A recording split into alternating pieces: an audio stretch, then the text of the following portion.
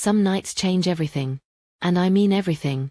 3:17 in the morning, November 15th, 2023. That's when my world exploded and my daughter's life almost ended. But before I tell you what I did next, and trust me, what I did will shock you, I need you to comment below and tell me where you're watching from. Because what happened to my family could happen to yours, no matter what city, state, or country you call home. If this story hits close to home, if you've ever felt helpless watching someone you love get destroyed by someone who was supposed to protect them, then hit that subscribe button right now. Share this with someone who needs to hear it. And stick around because what I'm about to tell you will make you question everything you think you know about justice, revenge, and how far a mother will go to protect her child. My name is Detective Rosa Valdez. Retired now, but for 34 years, I wore the badge in Phoenix, Arizona. I've seen the worst of humanity. Domestic violence cases that would make your stomach turn. Child abuse that haunts me to this day. Murder scenes that most people couldn't even imagine. But nothing, absolutely nothing, prepared me for what my own son-in-law did to my daughter. This isn't just a story about revenge. It's about what happens when the system fails, when good people are pushed too far, and when a mother's love turns into something darker than justice but more necessary than mercy. Let me paint you a picture of what I thought my life looked like just 6 months before that November night. My daughter Carmen, named after my grandmother who immigrated from Guadalajara with nothing but hope and calloused hands, had what everyone called the perfect marriage. Carmen met Derek Hoffman at Arizona State University.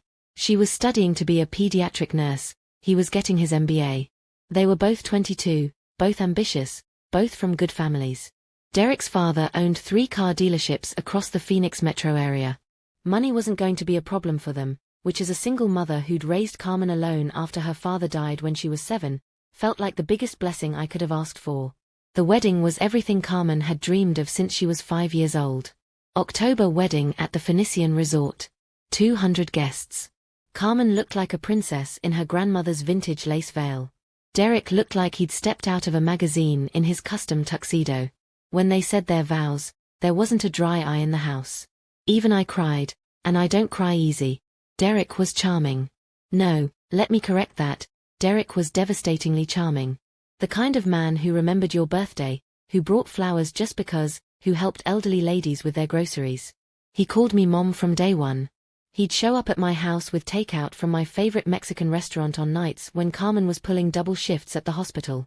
He'd mow my lawn without being asked. He sent me Mother's Day cards that made me tear up. For 3 years, I thought I'd hit the jackpot. My daughter was married to Prince Charming, they lived in a beautiful 4-bedroom house in Ahwatukee, and they were talking about starting a family. Carmen glowed whenever she talked about Derek. She'd call me every few days just to gush about something sweet he'd done. But here's what I learned during my 34 years wearing a badge. The most dangerous predators are the ones who look like heroes. The first red flag was so small I almost missed it. Carmen mentioned that Derek didn't like her working late shifts anymore. Said he worried about her driving home in the dark, that he missed her when she wasn't there to make dinner. Sweet, right? Protective husband looking out for his wife. Except I'd investigated enough domestic violence cases to know that isolation starts with concern. It begins with I love you so much I can't stand to be away from you and slowly morphs into you don't need anyone but me. The second red flag came about 6 months later. Carmen had always been close to her college friends, Maria, Jessica, and Daniela. They'd get together once a month for dinner and drinks, sometimes a weekend getaway to Sedona or San Diego. Suddenly, Carmen started canceling. Always with reasonable explanations. Derek had planned something special. Derek wasn't feeling well and needed her. Derek's parents were visiting. When I asked Carmen about it, she got defensive. Derek wasn't controlling, she said. He just liked spending time with her. Was that so wrong? Didn't I want her husband to enjoy her company? I backed off. Maybe I was seeing problems where none existed. Maybe 34 years of investigating the worst of humanity had made me paranoid. Maybe Derek really was just a devoted husband who adored his wife. The third red flag should have been a screaming siren, but Carmen hid it so well I didn't see it until much later. Money. Derek had started controlling their finances. It began reasonably enough. He was better with numbers, he said. He could handle the budgeting, the investments, the bills. Carmen could focus on her nursing career without worrying about mundane financial details. What I didn't know was that Derek had slowly moved all their accounts into his name only. Carmen's paychecks were being deposited into accounts she couldn't access without his permission. She had to ask him for money to buy groceries, for gas, for the basic necessities of life. But the most insidious thing Derek did was make Carmen complicit in her own isolation. He convinced her that her friends were jealous of her marriage, that I was overprotective and trying to cause problems in their relationship, that the other nurses at the hospital talked about her behind her back. He painted himself as the only person in Carmen's life who truly loved and understood her. And Carmen, sweet Carmen who had always seen the best in everyone, believed him. The fourth red flag was the one that should have woken me up completely, but Derek was so damn clever about it. Carmen started losing weight. Not the healthy kind, the stressed, not eating kind. When I mentioned it, she laughed it off. She was just busy at work, she said. The hospital was understaffed and she was pulling extra shifts. But I noticed other things too. Carmen's laughter didn't sound the same anymore. The light in her eyes had dimmed. She seemed jumpy, distracted. When we talked on the phone, she'd suddenly cut conversations short, claiming Derek needed something. The final red flag before everything exploded was when Carmen stopped calling me altogether. For 2 weeks, I didn't hear from my daughter. Not a text, not a call, nothing. When I finally drove to their house, Derek answered the door with that perfect smile of his. Carmen was upstairs with a headache, he said. The flu, actually. Nothing serious, but she was contagious and didn't want to risk getting me sick. He'd tell her I stopped by. He was sure she'd call when she felt better. 2 more weeks passed. I called the hospital where Carmen worked and learned that she'd taken an indefinite leave of absence due to family obligations.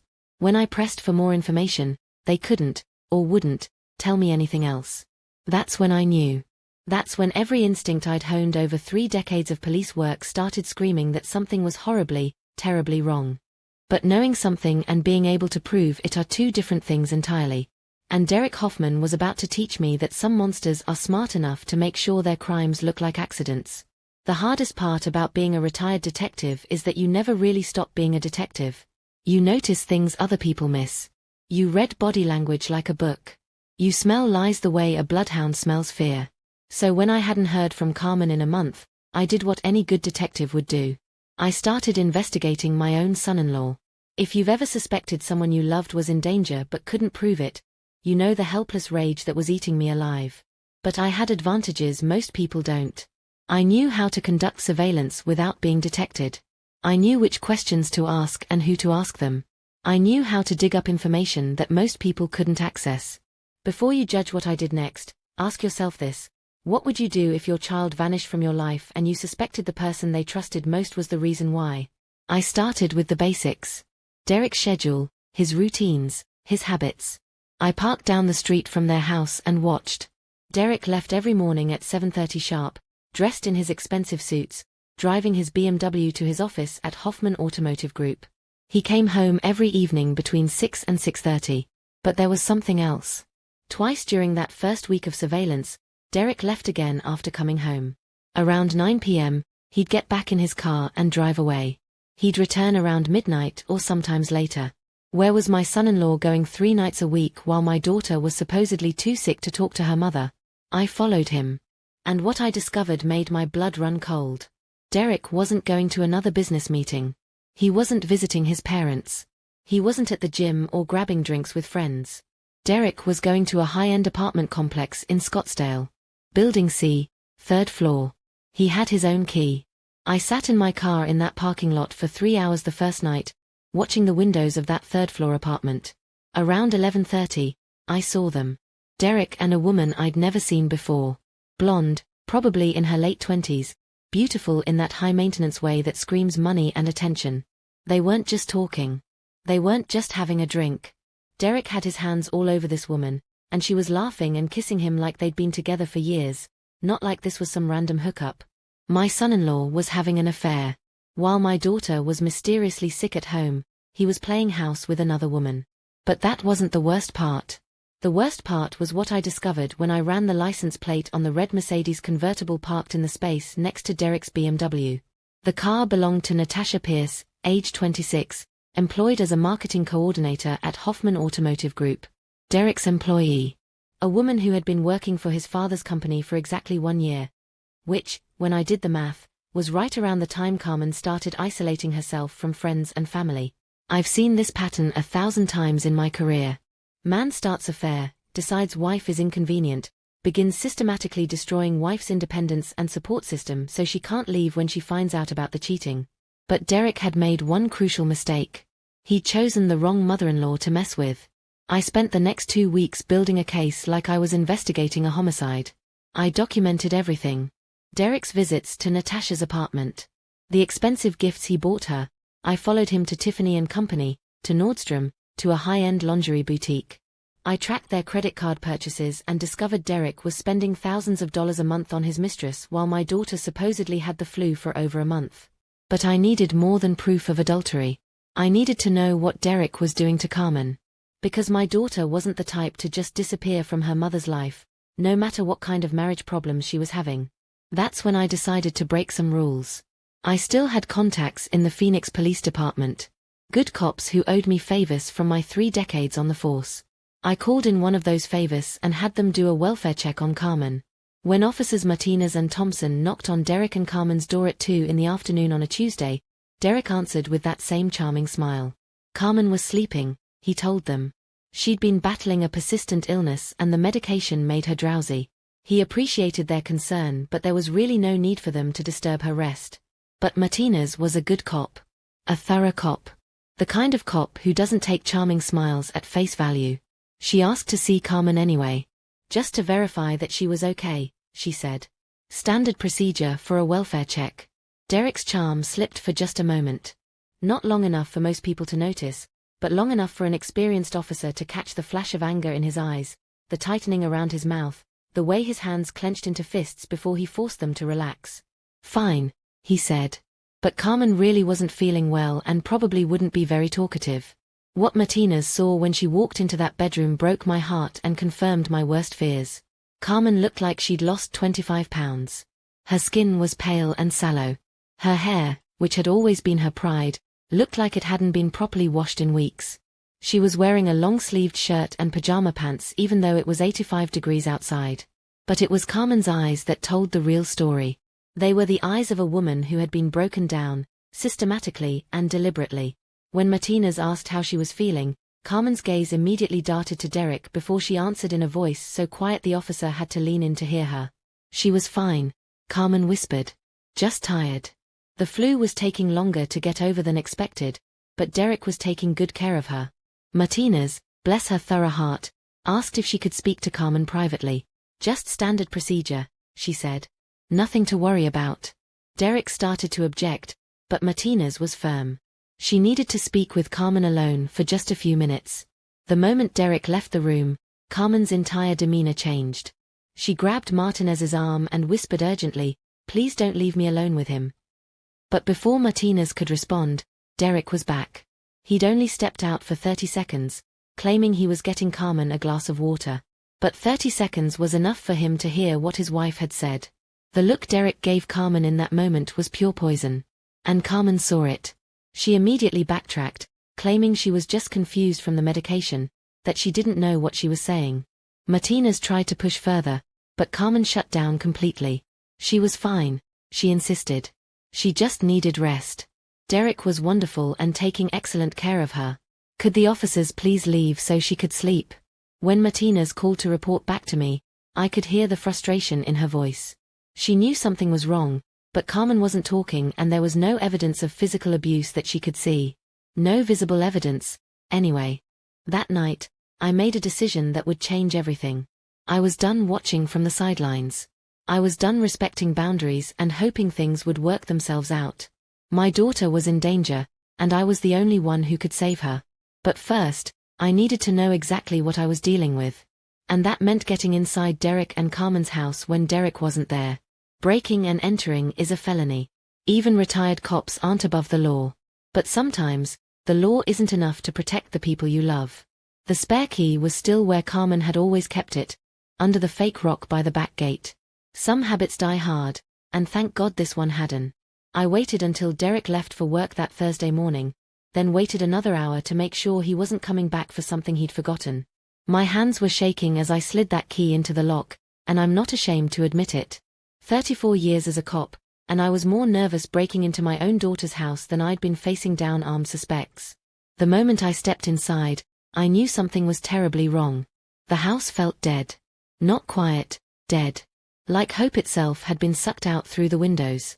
The living room looked normal at first glance. Same furniture, same family photos on the mantel.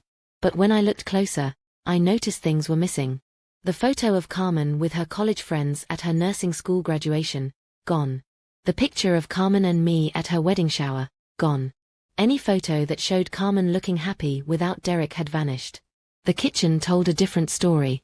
The refrigerator was nearly empty. A few condiments, some wilted lettuce, expired milk.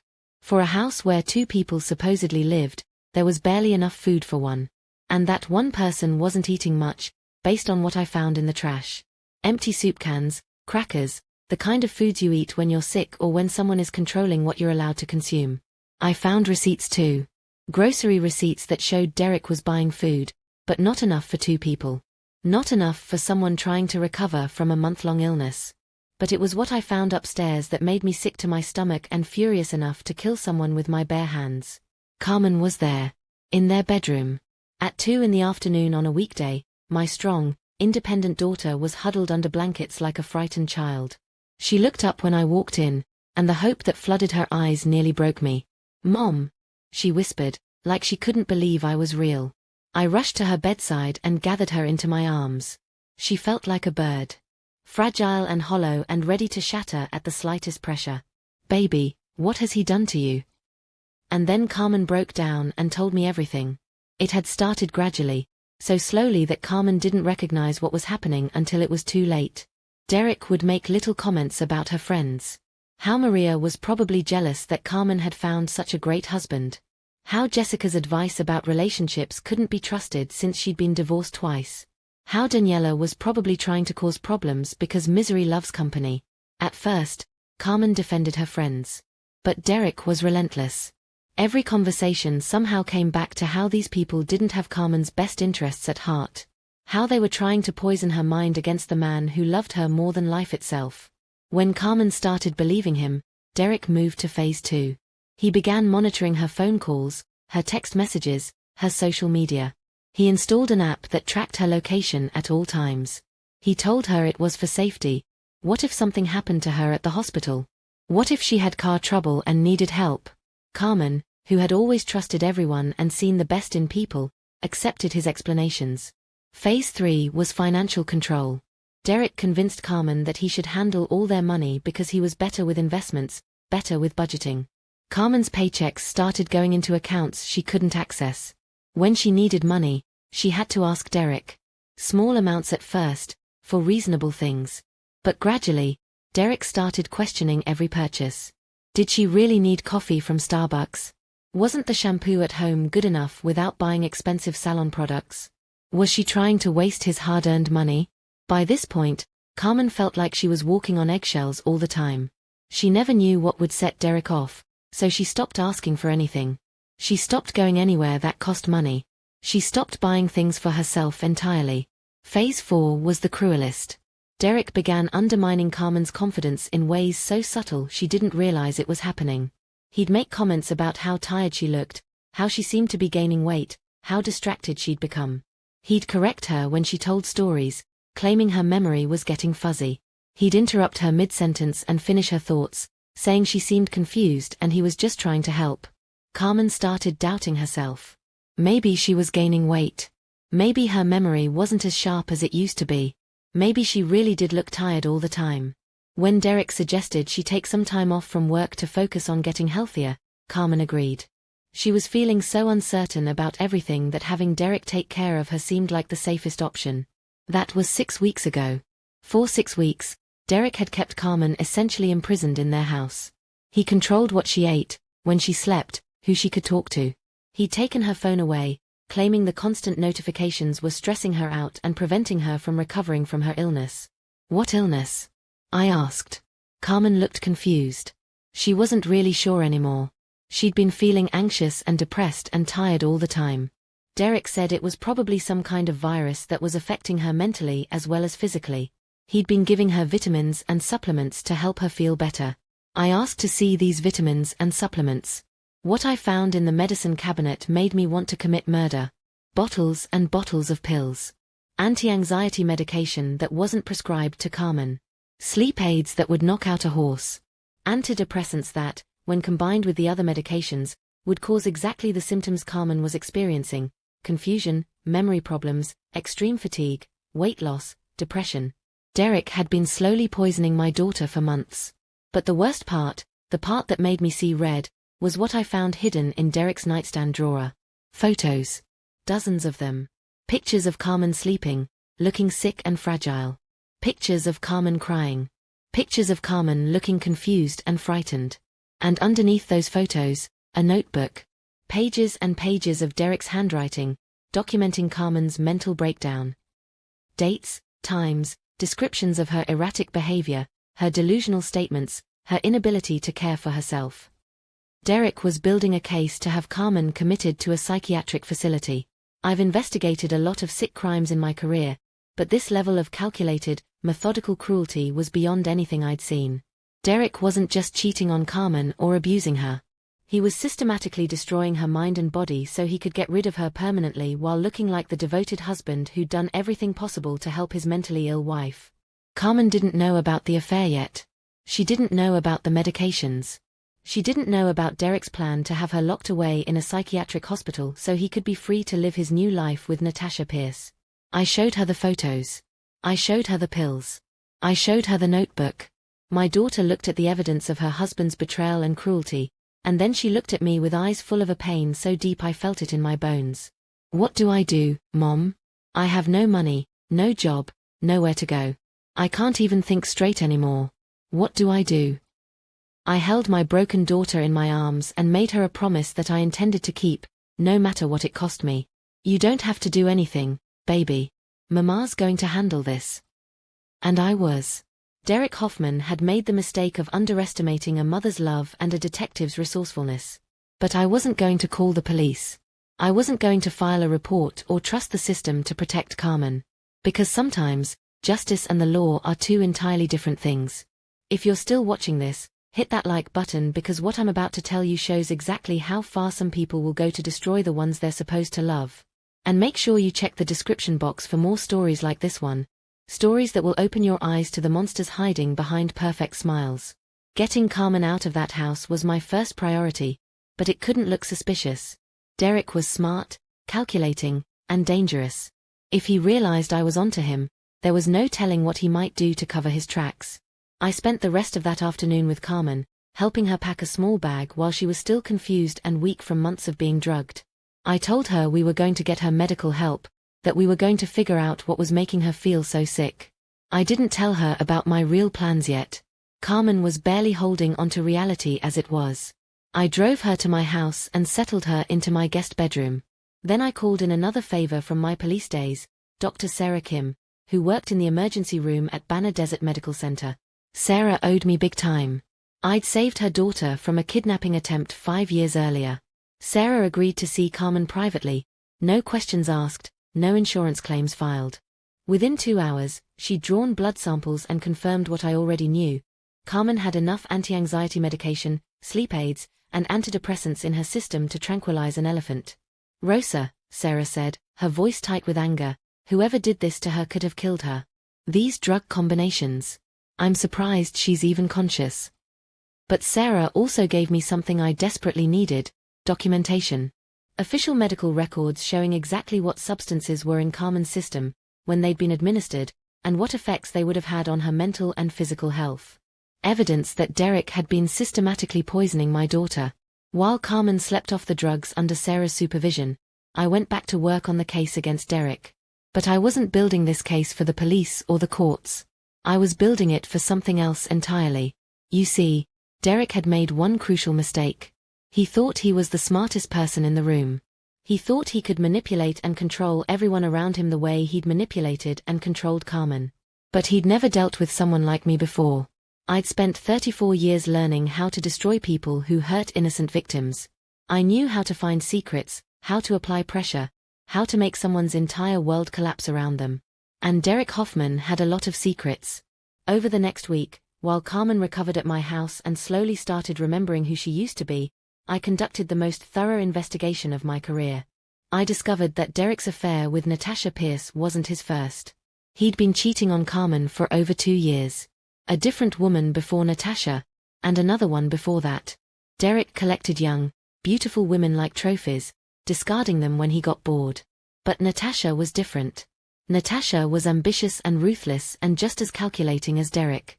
She wasn't content to be a side piece forever. I found text messages between them. Derek was sloppy with his phone security, discussing their plans for the future.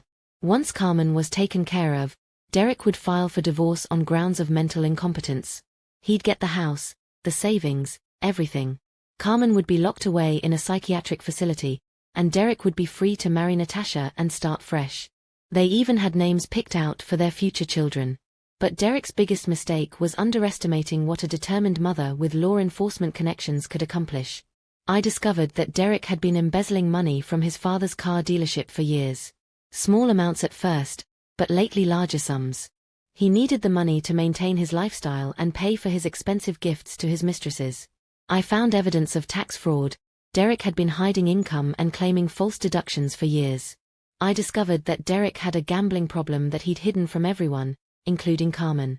He owed money to some very dangerous people in Las Vegas. I found proof that Derek had been selling cars through the dealership and pocketing the profits while reporting them as stolen for the insurance money. Derek Hoffman wasn't just an abusive husband. He was a career criminal who'd been using his family's legitimate business as cover for years of illegal activity. But the most damning evidence I found was on Derek's laptop, hidden in encrypted files that he thought no one could access. Derek had been planning Carmen's murder. Not the slow, psychological destruction he was already orchestrating. Actual murder. I found detailed research on untraceable poisons, on how to make murders look like suicides, on psychiatric medications that could cause fatal overdoses. Derek had decided that having Carmen committed wasn't enough. She knew too much about his business dealings, his affairs, his criminal activities. The only way Derek could be truly free was if Carmen was dead. And he'd been planning to kill her within the next 2 weeks.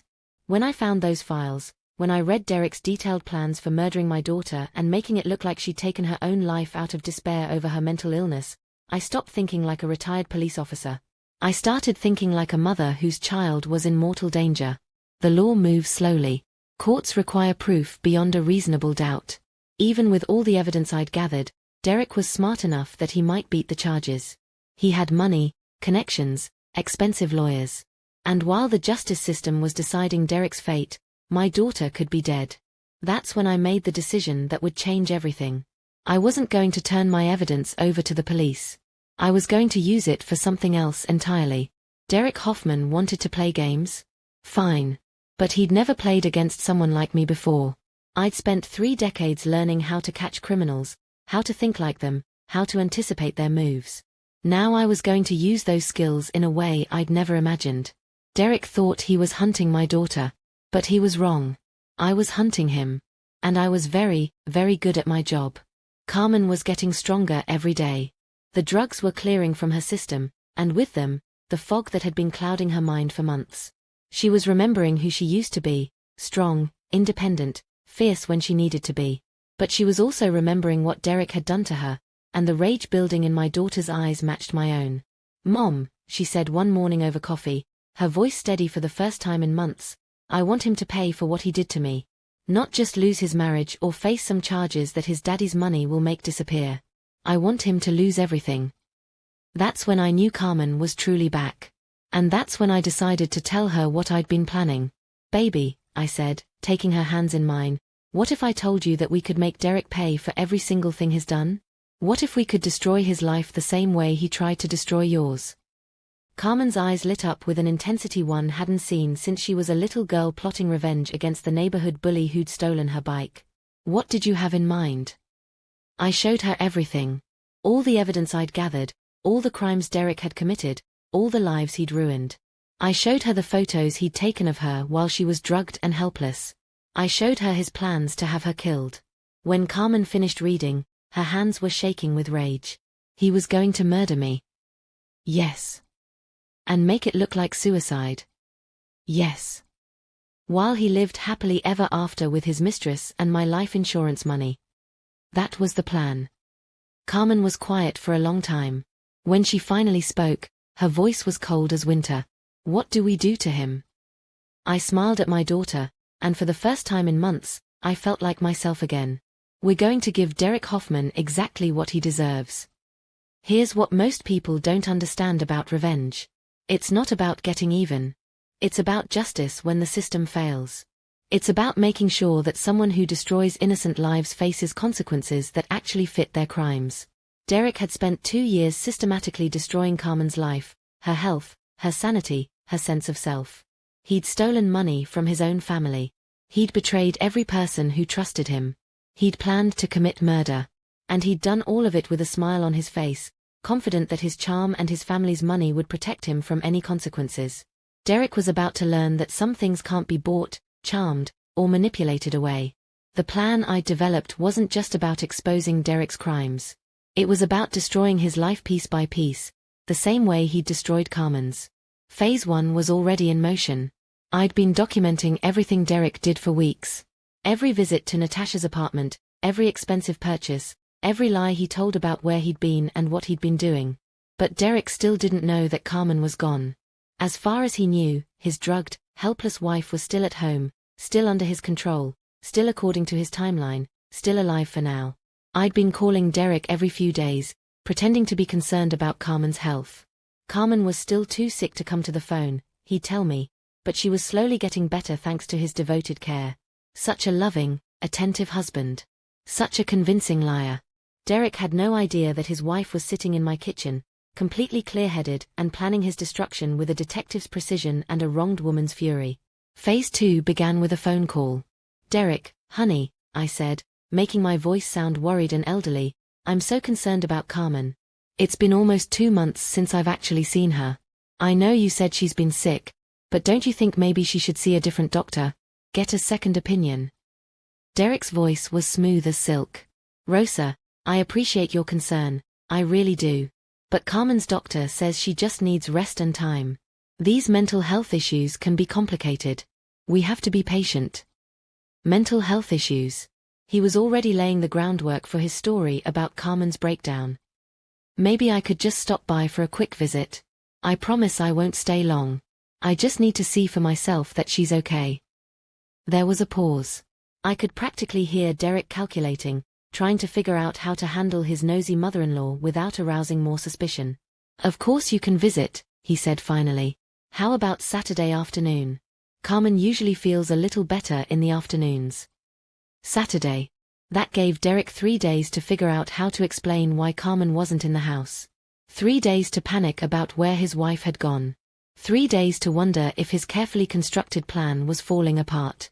I was counting on Derek's arrogance to be his downfall. He thought he was smarter than everyone else, more clever than anyone he'd ever met. But Derek had never played chess with someone who'd spent 3 decades outthinking criminals for a living. Phase 3 involved a visit to Derek's father. Robert Hoffman was a decent man who'd built his car dealership empire through hard work and honest dealing. He had no idea that his son had been systematically stealing from the family business for years. I couldn't tell him about the embezzlement directly. That would tip off Derek that someone was onto him.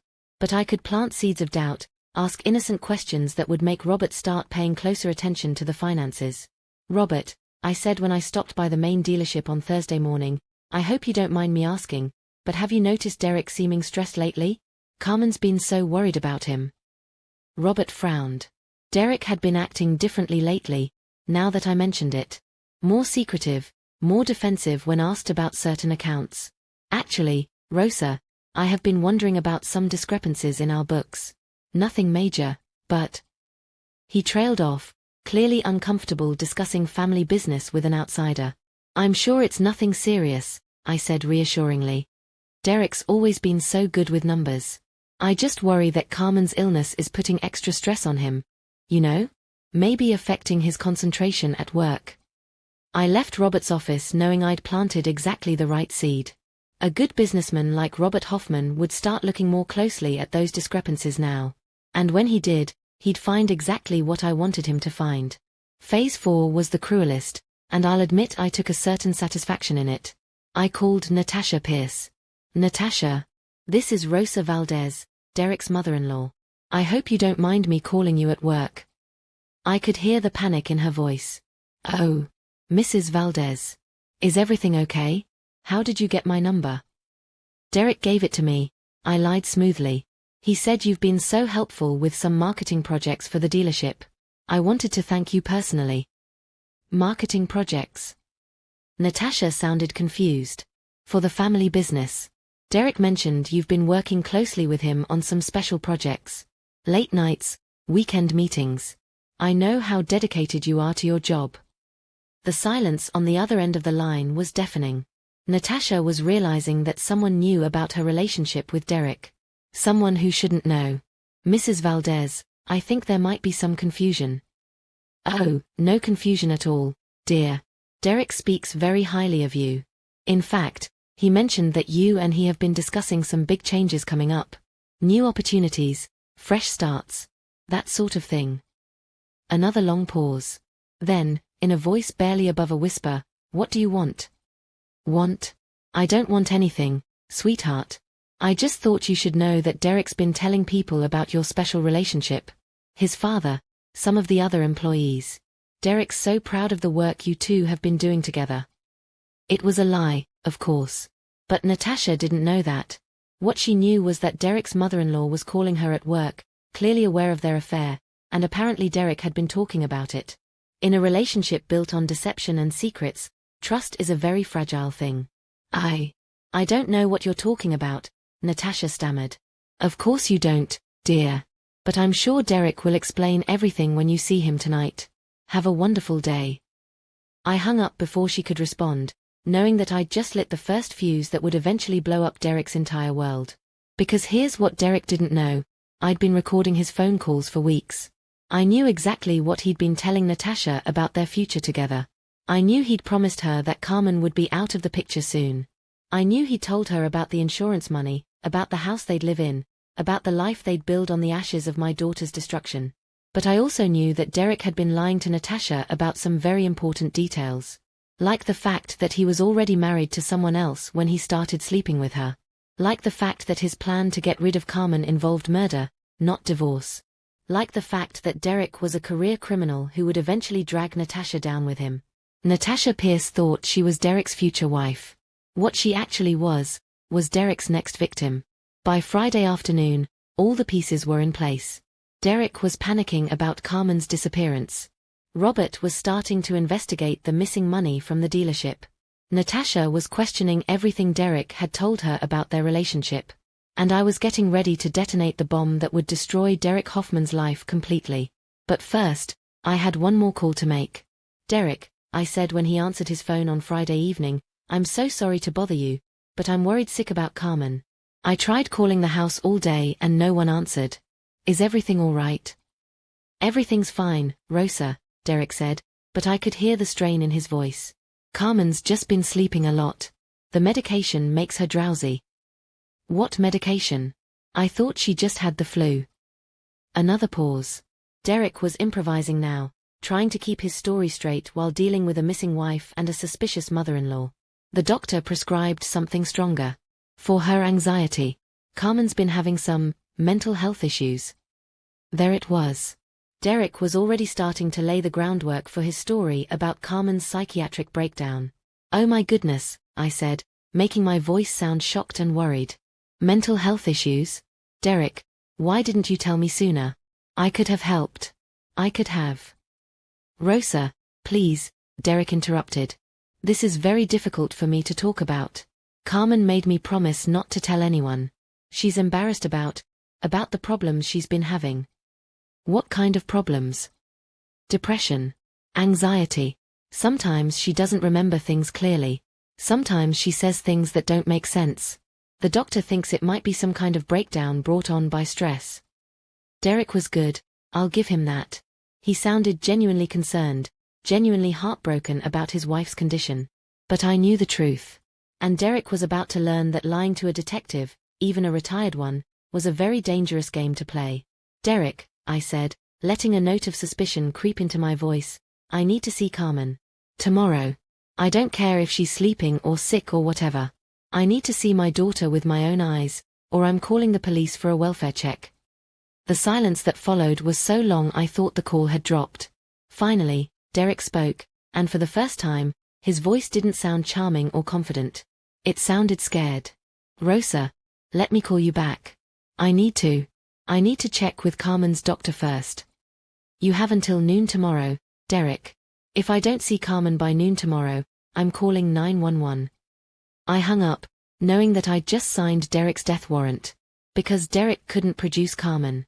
Carmen was safe in my house, getting stronger every day, and planning her ex-husband's complete destruction.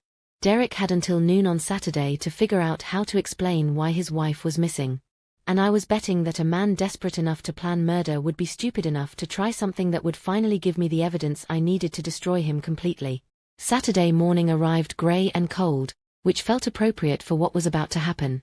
Carmen and I sat at my kitchen table, drinking coffee and watching the clock tick toward noon. At 11:45, my phone rang. Rosa. Derek's voice was tight with barely controlled panic. I need to postpone your visit. Carmen had an episode last night. She's been taken to the hospital for evaluation. And there it was. Derek's Hail Mary play. He was going to claim that Carmen had suffered a complete mental breakdown and was currently under psychiatric care. What hospital? I demanded, making my voice sharp with motherly concern. Banner Behavioral Health. She's in the locked psychiatric unit. They're not allowing visitors while she's being evaluated. Banner Behavioral Health. I knew that facility. I also knew that they kept meticulous records of every patient admission. Derek, I'm driving over there right now. Rosa, wait, they won't let you see her. The doctors said.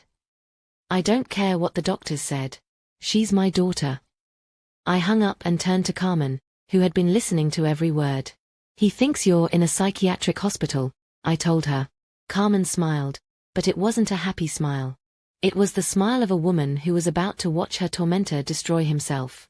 How long before he realizes they're going to tell you I was never admitted there? About an hour. Maybe less if he's smart enough to call and check. What happens then? I looked at my daughter, my strong, fierce, brilliant daughter who had survived months of systematic psychological torture and was now ready to fight back. Then Derek Hoffman learns what happens when you mess with the wrong family. At 1:15, my phone rang again. Rosa. Derek's voice was different now. Colder.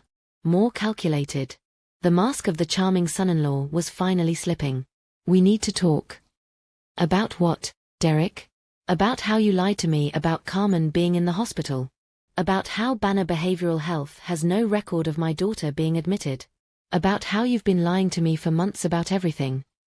The silence stretched between us like a wire pulled tight. Rosa, Derek said finally, I think you know more than you're letting on.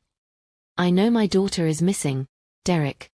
I know you've been lying about where she is and what's happened to her.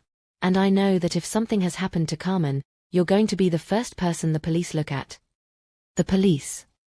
Derek's voice cracked slightly. Rosa, there's no need to involve. There's every need. Carmen is missing. You've been lying about her whereabouts. You've been giving me false information about her medical condition. As far as I'm concerned, you're now the prime suspect in my daughter's disappearance. I could hear Derek breathing heavily on the other end of the line. His perfect plan was falling apart, and he was smart enough to know it. Rosa, you don't understand. Carmen is sick. She's been having problems, serious problems. She ran away from home 3 days ago during one of her episodes. I've been looking for her ever since. There it was. Derek's backup story. Carmen was mentally ill, had run away, and he was the devoted husband desperately searching for his missing wife. If Carmen ran away 3 days ago, why didn't you call me? Why didn't you call the police?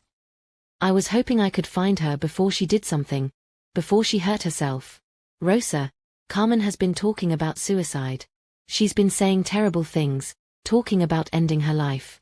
I was afraid that if I involved the police, she might do something desperate. Derek was good.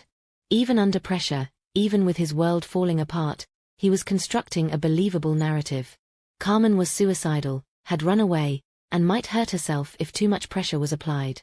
It was actually a brilliant strategy. If Carmen's body was ever found, Derek would look like the caring husband who had done everything possible to prevent a tragedy. But Derek had made one crucial mistake. He was improvising now, making up his story as he went along. And improvisations always have holes. Derek, I said, letting my voice break slightly, I need to know exactly what happened. When did you last see Carmen? What did she say before she left? Did she take anything with her? She left sometime during the night between Wednesday and Thursday. I found a note saying she couldn't take it anymore, that she needed to get away and think. She took some clothes, maybe some money. Rosa, I'm scared she might try to hurt herself. Wednesday night. Derek was claiming Carmen had disappeared on Wednesday night. But I had surveillance footage of Derek leaving the house alone on Thursday morning, Friday morning, and Saturday morning. If Carmen had really disappeared on Wednesday night, why wasn't Derek acting like a man whose wife was missing? Why wasn't he out searching for her? Why wasn't he filing police reports? Derek was lying, and he was doing it badly. I'm filing a missing persons report, I told him. Rosa, please. Derek, my daughter is missing. If you won't involve the police, I will. I hung up and looked at Carmen. How did he sound? She asked. Like a man whose backup plan just became his only plan. And like a man who's starting to realize he's not as smart as he thought he was. At 4:30 that afternoon, I walked into the Phoenix Police Department and filed a missing persons report for my daughter Carmen Hoffman. I told them everything Derek had told me. About Carmen's supposed illness, about her mental health issues, about her disappearance on Wednesday night, about Derek's claim that she might be suicidal. I gave them Derek's contact information and suggested they might want to question him about the last time he saw his wife. I did not mention that Carmen was safely hidden in my guest bedroom, getting stronger every day and planning her revenge. Detective James Crawford caught the case. I knew Crawford from my days on the force. He was thorough, intelligent, and had a particular hatred for men who hurt women. Crawford called Derek within an hour of my filing the report. I know this because Derek called me immediately afterward, and he was no longer even pretending to be calm. Rosa, what the hell did you tell the police? I told them the truth, Derek. I told them exactly what you told me. That Carmen is missing, that she might be suicidal, that she disappeared Wednesday night. You had no right to involve the police without talking to me first. I had every right. Carmen is my daughter, and she's missing. If you have a problem with the police being involved, maybe you should ask yourself why. Derek was quiet for a moment, and when he spoke again, his voice had changed. The charm was completely gone now, replaced by something cold and dangerous. Rosa, I think we need to meet. There are things about Carmen that you don't understand. Things I've been trying to protect you from. What kind of things? Not over the phone. Can you meet me tonight? Somewhere private where we can talk. Every instinct I'd developed over 34 years of police work started screaming. Derek was setting a trap. He was trying to get me alone, somewhere isolated, where he could deal with the problem of his nosy mother-in-law permanently. Where do you want to meet? I asked. Do you know the parking lot behind the old Sears at Metro Center Mall? It's usually empty at night. Of course he wanted to meet in an abandoned parking lot. Somewhere with no witnesses, no security cameras, no help if things went bad. Derek Hoffman was done pretending to be a charming son-in-law. He was ready to show his true face. I'll be there at 9, I told him. Come alone, Rosa. This conversation is just between family. Family. Derek still thought of himself as family, even as he planned to eliminate the last person standing between him and freedom. After I hung up, Carmen looked at me with worry in her eyes. Mom, you're not really going to meet him, are you? It's obviously a trap. I smiled at my daughter and patted her hand reassuringly. Oh, I'm definitely going to meet him, baby. But it's not going to be the kind of meeting Derek is expecting. Because Derek had forgotten something important about his mother-in-law. I wasn't just a worried mother. I wasn't just a retired cop. I was a woman who'd spent 3 decades learning how to catch predators. And Derek Hoffman was about to discover that some predators hunt other predators. The trap Derek was setting for me was about to become the trap that destroyed him completely. At 8:30 that night, I strapped on the bulletproof vest I'd kept from my police days and checked my service weapon one last time. Carmen watched me prepare with a mixture of fear and admiration. Mom, Please be careful. Derek is desperate now, and desperate people do stupid things. That's exactly what I'm counting on, I told her. But I didn't tell Carmen about the backup plan I'd put in place. I didn't tell her about the wire I was wearing or the surveillance team that Detective Crawford had agreed to position around the meeting site. Derek thought he was luring me into an isolated confrontation. What he was actually doing was walking into a carefully orchestrated sting operation. The parking lot behind the old Sears was exactly as deserted as Derek had promised. Broken streetlights cast strange shadows across cracked asphalt, and the November wind carried the scent of rain and decay. Derek was already there when I arrived, leaning against his BMW like he didn't have a care in the world. But I could see the tension in his shoulders, the way his hands kept moving to his pockets and then away again. "Rosa," he said as I approached, "thank you for coming." "Cut the shit, Derek. What really happened to Carmen?" Derek's mask slipped completely then, and for the first time, I saw who he really was. Not the charming son-in-law, not the devoted husband, not even the calculating criminal. I saw a man who was used to getting whatever he wanted, however he had to get it. A man who viewed other people as obstacles to be removed when they became inconvenient. "Carmen became a problem," he said simply. "She was asking too many questions, noticing things she shouldn't have noticed. She was going to ruin everything. So you decided to drive her insane instead." Derek actually smiled at that. "It was working beautifully until you started interfering. Do you have any idea how much planning went into that operation? How many months of careful work you destroyed by sticking your nose where it didn't belong?" "Where is she, Derek?" "That's what I want to discuss with you. I'm prepared to make you a deal." A deal. Derek still thought he could negotiate his way out of this situation. What kind of deal? "You stop asking questions about Carmen. You tell the police that you were mistaken, that you heard from her and she's fine. You go back to your quiet retirement and leave me alone." "And in exchange?" Derek's smile turned cold. "In exchange, I don't kill you the way I killed your daughter." There it was. Derek's confession, recorded on the wire I was wearing and transmitted to the surveillance team positioned around the parking lot. But Derek wasn't done talking. "Do you want to know how she died, Rosa? Do you want to know what Carmen's last words were?" I forced myself to stay calm, to keep Derek talking even though every word was like a knife in my heart. "Tell me." "She kept calling for you. Even at the end, even when she finally realized what was happening, she kept saying, 'Call my mom, call my mom.' It was actually quite pathetic." Derek was lying. I knew he was lying because Carmen was safe in my house, but the cruelty of his words, the casual way he described my daughter's supposed death, made me want to put a bullet in his brain right then and there. But I needed more. I needed Derek to confess to everything. The drugging, the financial crimes, the planned murder. "How did you do it?" I asked. "Pills. Lots and lots of pills. Carmen had been taking them for months anyway, so it just looked like she'd finally taken too many. Suicide, just like I'd been setting up all along." "And where is her body?" Derek gestured toward the darkness beyond the parking lot. "Desert's a big place, Rosa. Lots of places where someone could disappear forever." "What about Natasha? Is she going to disappear too when she becomes inconvenient?" Derek's expression darkened. "Natasha's already becoming a problem. She's been asking too many questions lately, wanting to know when I'm going to leave Carmen, when we're going to be together officially. Women never know when to just be grateful for what they have." "So you'll kill her too?" "If necessary. I've worked too hard building my new life to let anyone destroy it now." Derek was giving me everything I needed. Confessions to murder, conspiracy, financial crimes. Enough to put him away for life.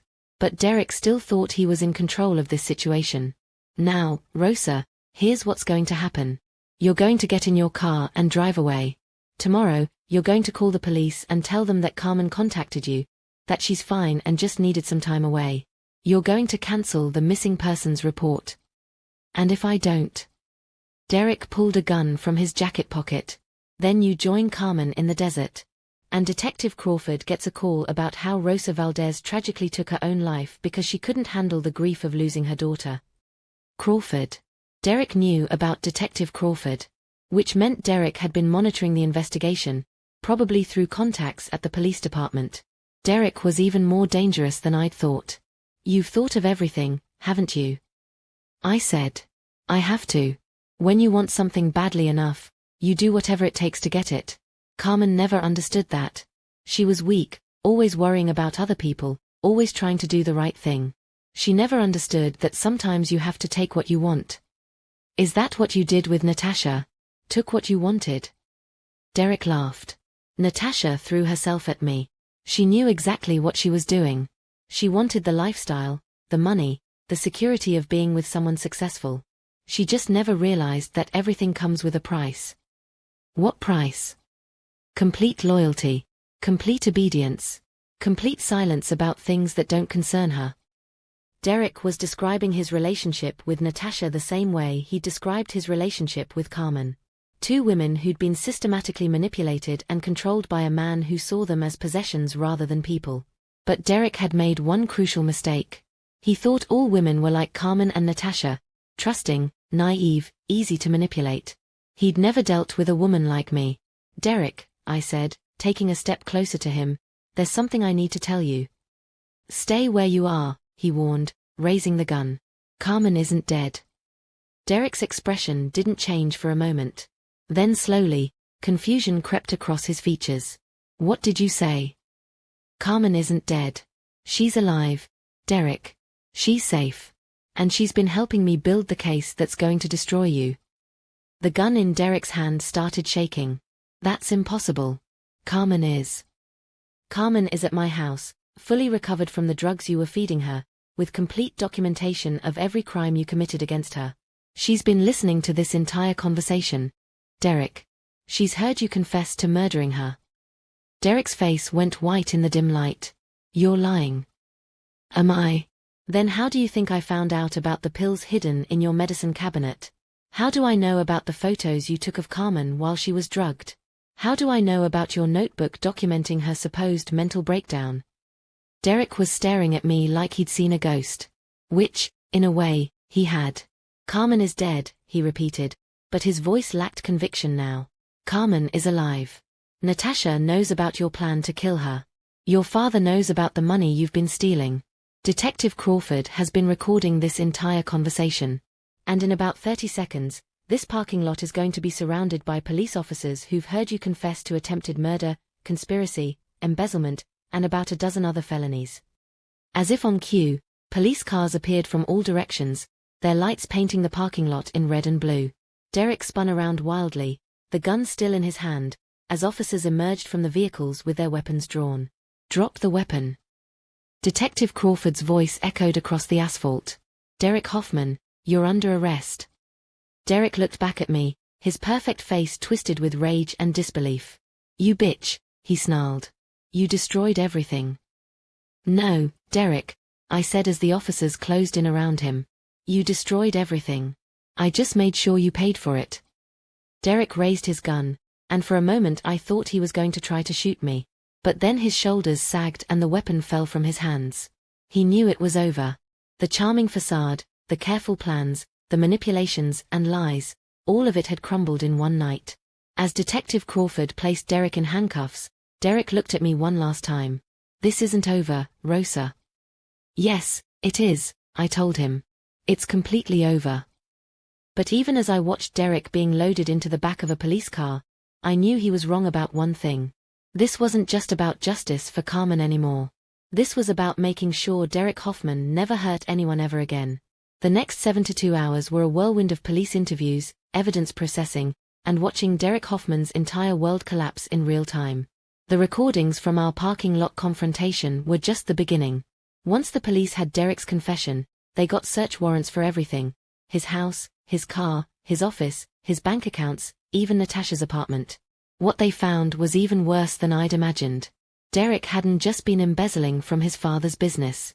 He'd been running a complex fraud operation for years, using the dealership as a front for money laundering and identity theft. The FBI estimated he'd stolen over $2 million from various sources. They found the notebook detailing his plans for Carmen's suicide. They found the pills he'd been using to drug her. They found research on untraceable poisons and detailed maps of remote desert locations where a body might never be found. But the most damning evidence was what they discovered on Derek's computer. Derek had been documenting everything. Photos of Carmen in various states of drugged unconsciousness. Video recordings of her confused, frightened reactions to the medications he'd been slipping into her food. Audio files of her crying, begging him to tell her what was wrong with her. Derek hadn't just been destroying Carmen for practical reasons. He'd been enjoying it. The man I'd welcomed into my family, the man I'd trusted with my daughter's happiness, was a sadistic predator who got sexual gratification from psychologically torturing vulnerable women. When Detective Crawford showed me some of the evidence they'd found, I had to excuse myself to vomit in the police station bathroom. But the investigation also revealed something else, something that made my blood run cold. Carmen wasn't Derek's first victim. Before Carmen, there had been Jennifer Morrison, Derek's college girlfriend who'd suffered a nervous breakdown during their senior year and dropped out of school entirely. Jennifer had spent 6 months in a psychiatric facility, claiming her boyfriend was drugging her food. No one believed her. Before Jennifer, there had been Ashley Chen, Derek's high school sweetheart who'd become increasingly paranoid and unstable during their relationship. Ashley had tried to kill herself twice before Derek finally broke up with her for her own good. Both women were still alive, but both had spent years thinking they were mentally ill, never realizing they'd been victims of systematic psychological abuse. The FBI found evidence that Derek had been corresponding with online communities of men who shared techniques for breaking down women's mental defenses. He'd been learning from other predators, perfecting his methods, comparing notes on how to drive someone insane without leaving physical evidence. Derek Hoffman wasn't just a criminal. He was a serial abuser who'd been refining his techniques for over a decade. The media coverage was extensive and brutal. Derek's perfectly crafted image as the successful businessman and devoted husband crumbled under the weight of evidence. His father's car dealership faced multiple investigations. His mother stopped returning reporters' phone calls after the 3rd day. But the person I felt sorriest for was Natasha Pierce. When police interviewed her, they discovered that Derek had been doing to Natasha exactly what he'd done to Carmen. Isolating her from friends and family, controlling her finances, monitoring her communications. Natasha had thought she was Derek's mistress, his chosen partner in a new life. What she actually was his next victim. Derek had been grooming Natasha for months, slowly breaking down her independence and self-confidence. If his plan to murder Carmen had succeeded, Natasha would have found herself trapped in the same psychological prison that Carmen had barely escaped. When Natasha learned the truth about Derek's crimes, she suffered what her therapist called a complete psychological break. She'd spent months believing she was in love with a man who was actually a predator, participating in what she thought was a romantic affair that was actually part of a murder conspiracy. The guilt nearly destroyed her. But Natasha was luckier than Derek's previous victims. She had family who believed her, therapists who understood what had happened to her, and a support system that helped her realize she'd been victimized rather than complicit. Recovery would take years, but she would recover. Derek, on the other hand, was facing life in prison without the possibility of parole. The charges against him were staggering: attempted murder, conspiracy to commit murder, kidnapping, aggravated assault, fraud, embezzlement, money laundering, and about 20 other felonies. Derek's expensive lawyers tried everything. They claimed he was mentally ill, that he'd been driven to desperate actions by Carmen's supposed infidelity, a complete lie, that he was the real victim of a conspiracy by a vindictive ex-mother-in-law. None of it worked. The evidence was too overwhelming, the testimony too compelling, and Derek's own recorded confessions too damning to overcome. On March 15, 2024, Derek Hoffman was sentenced to life in prison without the possibility of parole for the attempted murder of Carmen Hoffman, plus an additional 47 years for his other crimes. I was in the courtroom that day, sitting next to Carmen as the judge read the verdict.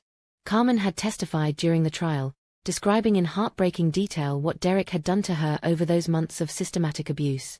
She'd been magnificent on the witness stand, strong, clear-eyed, unshakable in her account of Derek's crimes.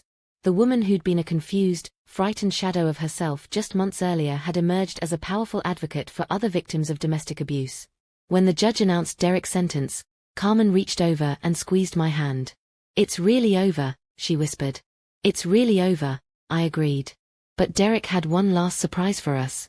As the bailiffs were leading him away in chains, Derek turned and looked directly at Carmen and me. "This isn't justice," he called out, his voice echoing through the courtroom. "This is revenge. And revenge always comes back to bite you." The bailiffs quickly moved him toward the door, but Derek kept talking, his voice growing more desperate and unhinged. You think you've won?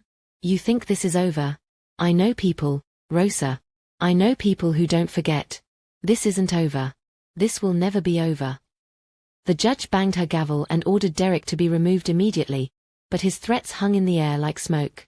Detective Crawford came over to us after the sentencing. Those were just the desperate words of a man who's lost everything, he said. Derek doesn't have any power anymore. He can't hurt you or Carmen from prison. But I'd spent 34 years in law enforcement, and I knew that some criminals never stop being dangerous, even from behind bars. Derek Hoffman was going to spend the rest of his life in a cage, and men like Derek don't accept that kind of defeat gracefully. Still, as Carmen and I walked out of that courtroom together, I felt something I hadn't felt in over a year: peace. My daughter was safe. Her abuser was in prison. Justice had been served. But Derek was right about one thing. This wasn't just justice. This was revenge. And sometimes, revenge is exactly what justice looks like. 6 months after Derek's sentencing, Carmen and I were finally starting to believe that our nightmare was truly over. Carmen had moved in with me permanently, using the time to heal and rebuild her life. She was seeing a therapist who specialized in trauma recovery, and slowly but surely, my fierce, independent daughter was emerging from the shadow of what Derek had done to her. She'd started working again, taking a part-time position at a women's shelter where she could use her nursing skills to help other abuse victims. The work was healing for Carmen. Being able to help other women escape situations similar to what she'd survived gave her a sense of purpose and power. I'd started speaking at domestic violence conferences, sharing Carmen's story and educating other women about the warning signs of psychological abuse. It was hard work, reliving those awful months when I'd watched my daughter disappear before my eyes. But if our story could help other families recognize danger before it was too late, then the pain was worth it. We were both learning to sleep through the night again. Learning to answer the phone without fear. Learning to believe that Derek Hoffman could never hurt us again. That's when the letters started arriving. The first one came on a Tuesday in September, addressed to Carmen in handwriting I didn't recognize. Inside was a single sheet of paper with a message written in block letters. He says to tell you that he hasn't forgotten. He says to tell you that you'll pay for what you did. He says to tell you that prison walls can't protect you forever. Carmen brought the letter to me with shaking hands. Mom, do you think Derek found a way to send this? I examined the envelope carefully. No return address, postmarked from Phoenix, generic paper that could be bought at any office supply store. I don't know, baby. But we're going to find out. I called Detective Crawford immediately. He took the letter as evidence and promised to investigate, but I could hear the frustration in his voice. Anonymous letters were notoriously difficult to trace, and proving they came from Derek or someone acting on his behalf would be nearly impossible. The second letter arrived 3 days later. He wants you to know that he's making new friends. He wants you to know that some of his friends have friends on the outside. He wants you to know that your mother can't protect you from everyone. This letter was different, more specific, more threatening. Someone was clearly trying to terrorize Carmen, and they were using inside knowledge about Derek's situation to do it. I'd had enough. I drove to the Arizona State Prison complex where Derek was being held and requested a meeting with the warden. Warden Patricia Hayes was a tough, no-nonsense woman who'd been running maximum security prisons for 20 years. Mrs. Valdez, she said when I showed her the letters, I can assure you that Derek Hoffman has been in complete isolation since his arrival. He has no access to mail privileges beyond basic legal correspondence, and all of his communications are monitored. Then how is he getting these messages to my daughter? Warden Hayes studied the letters carefully. He isn't. But that doesn't mean someone isn't using his name to terrorize your family. She was right, of course. The letters could be coming from anyone, a sympathizer, a copycat, even someone who'd read about the case in the news and decided to cause trouble. But they could also be coming from someone Derek had contacted before his arrest. Someone he'd made arrangements with. Someone he'd paid to carry out his wishes if he was ever caught. The third letter arrived the next week, and this one made my blood turn to ice. He knows your schedule. He knows you work at the women's shelter on Tuesdays and Thursdays. He knows you go grocery shopping at Fry's on Sunday mornings. He knows your mother drives a blue Honda Civic. He knows where you live. Someone was watching Carmen. Someone was documenting her movements, learning her routines, preparing for something. I called Detective Crawford again, but there wasn't much he could do. The letters weren't specific enough to constitute direct threats, and without evidence of who was sending them, there was no one to arrest. Rosa, I hate to say this, but you and Carmen might want to consider relocating temporarily. Maybe stay with relatives in another state until we can figure out who's behind this. Relocating. Running away. Letting whoever was sending these letters win. I'd spent my entire career fighting bullies and predators, and I wasn't about to start running from them now. Instead, I did what I'd always done when faced with a dangerous situation. I went on the offensive. I hired a private security firm to conduct surveillance on Carmen and me. I installed a comprehensive security system in my house, complete with cameras, motion sensors, and direct connection to a monitoring service. I started varying our routines, changing our schedules, making sure we were never predictable in our movements. And I started carrying my service weapon again. The fourth letter arrived 2 weeks later. But this one was different. This one was addressed to me. Detective Valdez. You think you're so smart, but you've made a terrible mistake. You destroyed something beautiful and pure. Derek and Carmen had something special, and you poisoned it with your lies and your jealousy. Now Carmen will pay the price for your interference. Now you'll know what it feels like to lose someone you love. This letter was different in tone, more personal, more emotional. Someone was genuinely angry about Derek's conviction, genuinely convinced that Carmen and I were the real villains in this story. But the handwriting was also different. Slightly smaller, more controlled. Either the same person was trying to disguise their writing, or we were dealing with multiple people. Detective Crawford thought we might be dealing with a group of Derek's supporters, possibly people he'd met online in those communities of abusers, possibly family members or friends who refused to believe he was guilty. The good news, Crawford told me, is that people who send anonymous letters rarely escalate to actual violence.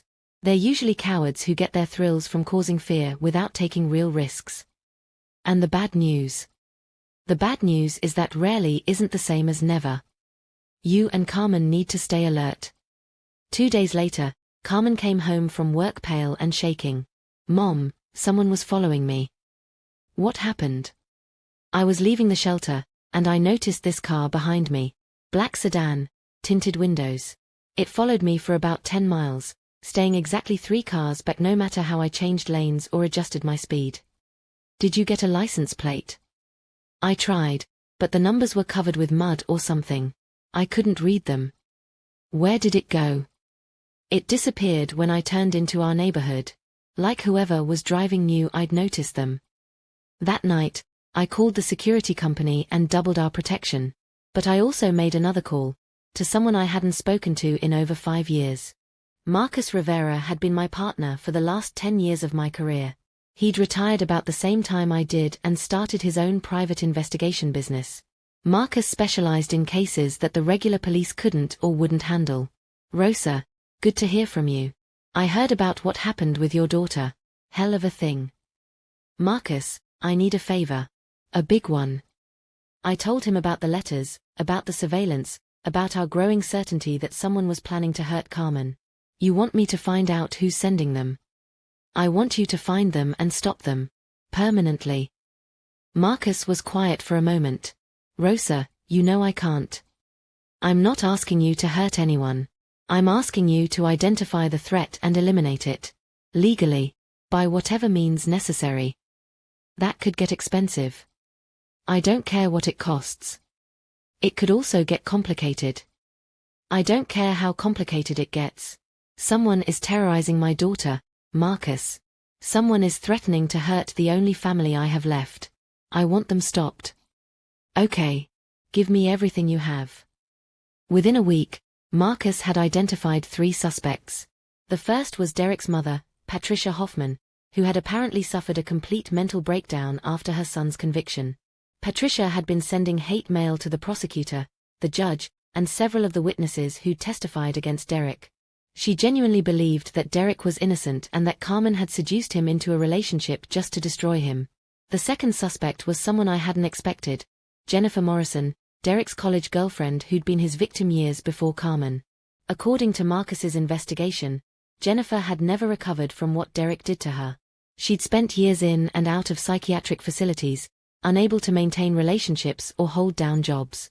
When Derek's crimes became public, Jennifer had experienced what her doctors called a trauma-induced psychotic break.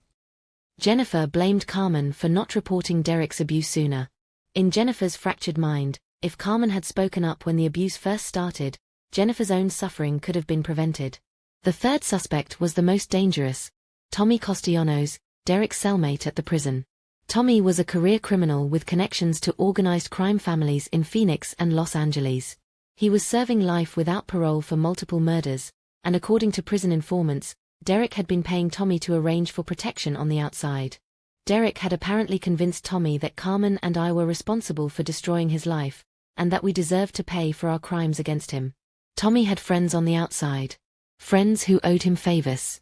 Friends who wouldn't hesitate to hurt two women if the price was right. When Marcus presented me with his findings, I felt the familiar cold anger that had sustained me through 3 decades of police work. Which one do you think is sending the letters? Could be any of them. Could be all of them. Patricia has the emotional motivation, Jennifer has the personal vendetta, and Tommy has the criminal connections to make real trouble. What do you recommend? Marcus looked at me with the same expression he'd worn when we were partners and facing down dangerous suspects. I recommend you and Carmen disappear for a while. Let me handle this quietly, permanently, and without involving you in the details. For a moment, I considered it. Carmen and I could take an extended vacation, maybe visit my sister in Colorado, let Marcus deal with whoever was threatening us. But then I remembered Derek's face in that parking lot when he realized his perfect plan had fallen apart. I remembered his threats as he was being led away in handcuffs. I remembered the months of watching my daughter waste away under his systematic torture. No, I said. I'm not running from these people. I'm not letting Derek win by forcing us to hide. Then what do you want to do? I looked at Marcus, my former partner, my friend, the man who'd had my back in more dangerous situations than I could count. I want to end this. All of it. Permanently. Rosa, be careful what you're asking me to do. I'm not asking you to do anything, Marcus. But I am going to handle this my way. And my way doesn't involve running or hiding or hoping the problem goes away. Marcus was quiet for a long time. Then he nodded slowly. What do you need from me? Everything you've got on all 3 suspects. Addresses, routines, vulnerabilities, connections. Everything. And then Derek Hoffman and his friends are going to learn that some people fight back. The letters had stopped coming, but I knew that didn't mean the threat was over. It probably meant the opposite. Whoever was behind them was done with psychological warfare and ready to escalate to something more direct. They thought they were hunting a frightened woman and her traumatized daughter. They were about to discover they'd chosen the wrong prey. It was 3:17 in the morning on November 15th, exactly 1 year after this nightmare began, when Carmen collapsed in my living room. I'd been sleeping restlessly, the way I always did now, when I heard the sound of my front door opening.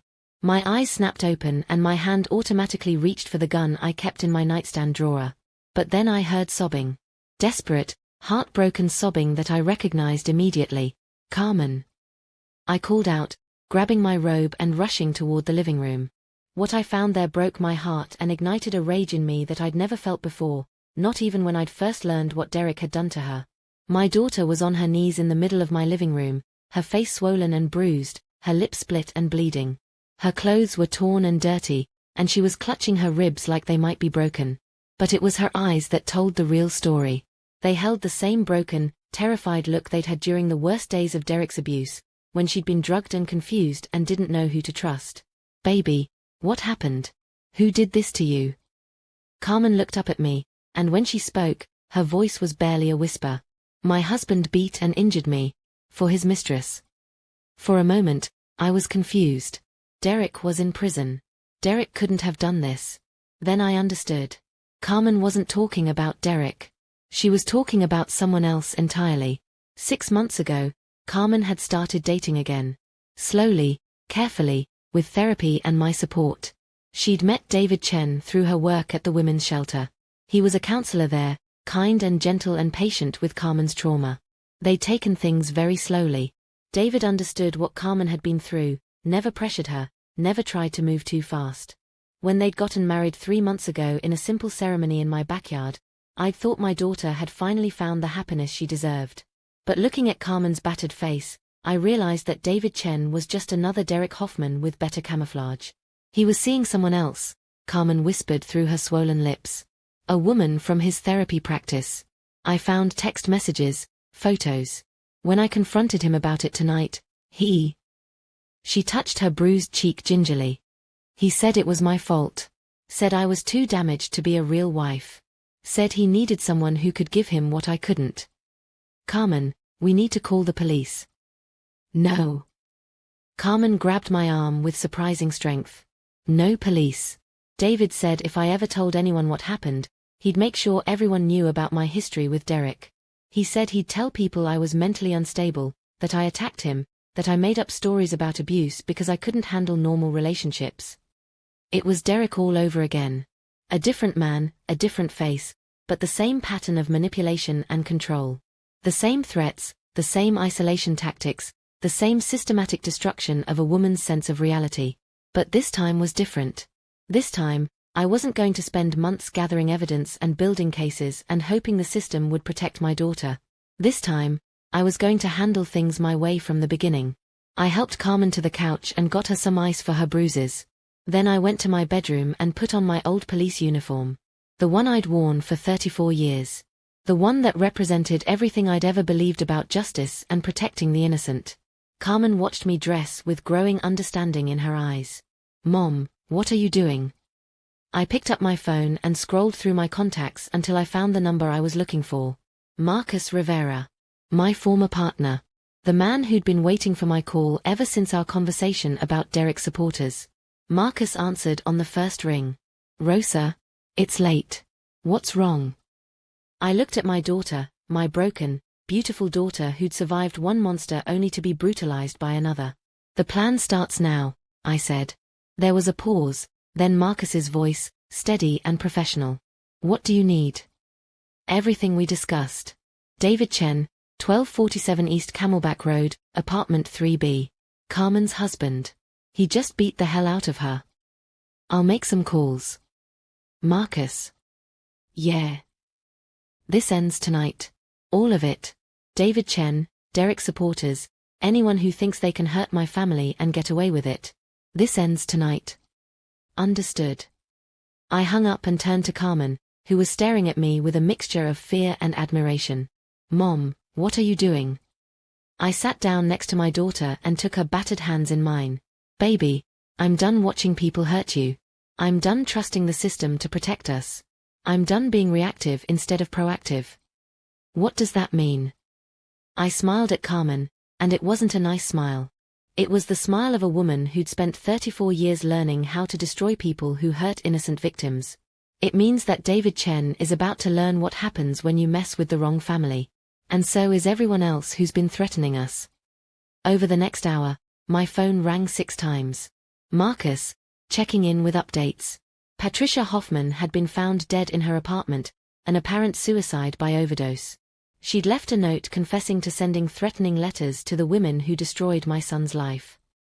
Jennifer Morrison had been committed to a psychiatric facility after attempting to break into our house earlier that evening. She was currently in restraints, claiming that voices were telling her to make Carmen pay for her crimes. Tommy Costillanos had been found stabbed to death in his prison cell. Prison officials were calling it gang-related violence, but the inmates were saying Tommy had been bragging about having friends on the outside who were going to handle some business for him. David Chen had been arrested at his apartment on charges of domestic violence, assault, and battery. During the arrest, police had found evidence of his affair, his drug use, and his financial crimes against the women's shelter where he worked. But more importantly, David had apparently suffered a severe beating before the police arrived. Someone had gotten to him first, left him barely conscious and babbling about scary people who'd warned him to stay away from his wife or face consequences. By dawn, every threat against my family had been neutralized. Permanently. Carmen and I sat on my couch as the sun came up, watching the news reports about the night's coincidental events. Mom, Carmen said quietly, did you? Did I what, baby? Did you have people killed? I looked at my daughter, my survivor, my fighter who'd been through more trauma than anyone should have to endure. Carmen, I spent 34 years learning that sometimes the system works and sometimes it doesn't. Sometimes justice happens in courtrooms and sometimes it happens in dark alleys. Sometimes good people have to do bad things to protect the people they love. That's not really an answer. It's the only answer I can give you. Carmen was quiet for a long time. Then she reached over and took my hand. Thank you, she whispered. For what? For protecting me. For fighting for me. For never giving up on me. I squeezed my daughter's hand and felt something I hadn't felt in over a year. Complete peace. Derek Hoffman was in prison for life. His supporters were dead or institutionalized. David Chen was facing years in prison and would never hurt another woman. The letters had stopped coming. The threats were over. Carmen was safe. Finally, truly, permanently safe. But as we sat there watching the sunrise, I thought about Derek's words from the courthouse. Revenge always comes back to bite you. Maybe he was right. Maybe someday I'd face consequences for the choices I'd made, the lines I'd crossed, the justice I'd dispensed outside the law. But if that day ever came, I'd face it without regret. Because sometimes, protecting your family means becoming the monster that other monsters fear. Sometimes, a mother's love requires a detective's ruthlessness. And sometimes, justice isn't about following the rules. Sometimes, justice is about making sure the people who hurt innocent victims never get the chance to hurt anyone ever again. If you've made it this far in my story, then you understand something that most people never learn. The world isn't divided into good people and bad people. It's divided into people who protect the innocent and people who prey on them. Derek Hoffman preyed on my daughter for months, systematically destroying her mind and body for his own twisted pleasure. David Chen thought he could do the same thing and get away with it. Derek's supporters thought they could terrorize us with anonymous letters and veiled threats. They were all wrong. I don't know if what I did was right or wrong. I don't know if I'll face consequences someday for the choices I made that November night. What I do know is that my daughter is alive, safe, and healing. She's back to work at the women's shelter, helping other victims escape situations like the ones she survived. She's stronger now, wiser, more careful about the people she trusts. But she's also free. Free from fear, free from threats, free from men who think they can destroy women for sport. That freedom came at a price. Justice always does. Carmen asks me sometimes if I regret what happened that night. If I wish things had gone differently. The answer is no. I regret that it was necessary. I regret that the system failed us so completely that I had to take matters into my own hands. But I don't regret protecting my daughter. I don't regret eliminating threats to her safety. I don't regret becoming the kind of person that predators fear. If you're watching this story and you see yourself in Carmen's situation, if someone is isolating you, controlling you, making you question your own reality, please understand that it's not love. It's not protection. It's not your fault. It's abuse. And abuse always escalates. Get help. Get out. Get away. And if you're watching this story and you see yourself in Derek's situation, if you're the one doing the isolating, the controlling, the psychological torture, understand this. There are people like me in this world.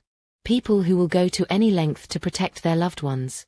People who know how to make problems disappear permanently. Choose wisely. Before I go, make sure you hit that subscribe button and check the description box for more stories like this one. Stories about people who refuse to be victims. Stories about justice when the system fails. Stories about what happens when good people are pushed too far. Comment below and let me know where you're watching from, and whether you think I did the right thing that November night. Because sometimes, the only way to stop a monster is to become one yourself. And sometimes, that's exactly what justice looks like. Thank you for listening to my story. Thank you for understanding why I made the choices I made. And remember, if someone you love is in danger, there's no limit to what you'll do to save them. No matter what it costs you. No matter who gets hurt. No matter what you have to become. Family is everything. And everything else is just details.